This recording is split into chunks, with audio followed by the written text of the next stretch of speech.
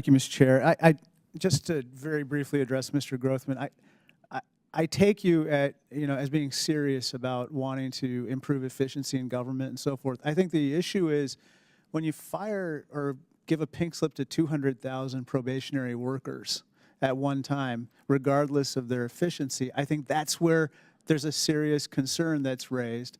But I wanted to just address one other issue, Mr. Comer, and that's the U.S. Postal Service. On December 14th, 2024, the Washington Post reported that the Trump administration was considering, at that time, a move to privatize the Postal Service and push thousands of Federal Service employees out of their jobs in favor of a broad privatization of the agency's essential services.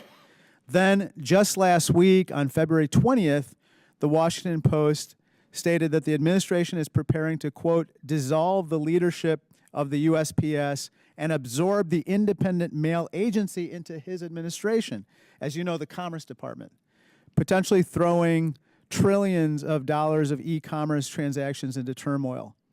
These reports are beyond troubling, and I respectfully request that you have a hearing again on the USPS. You had a very good hearing the other day where we were able to grill Mr. DeJoy, and I learned a lot. I think a lot of our members on both sides learned a lot. I think we need to have a hearing on this particular issue. As you know, the USPS is the foundation of our $1.92 trillion mailing industry, led courageously by numerous veterans, letter carriers who deliver 44% of the world's mail.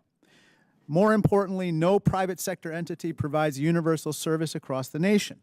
And without these letter carriers and others, more than 51.5 million households and businesses, especially in rural communities, Mr. Chairman, would have no guaranteed delivery.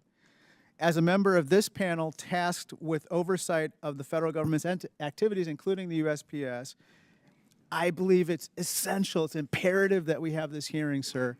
I know that you and the ranking member care deeply about the USPS, and what the administration is proposing to do with the USPS, in my opinion, is illegal. It is against the framework of the USPS, and we need to look into it. I yield back. Gentleman yields back. Before I recognize Ms. Green from Georgia, I'll just respond that when we see a proposal or something, we will have something, either a briefing or a committee hearing or subcommittee hearing or something. I'm interested as well to see what. You mentioned potentially throw it into turmoil. Some would argue the Postal Service is already in turmoil right now with the delays in certain mail sorting facilities. So I agree with what you said. I know you're sincere, and I think Ranking Member Conley and I have demonstrated we want to support the Postal Service, and so when we find out more, we'll do something immediately, have a briefing or a subcommittee hearing or full committee hearing.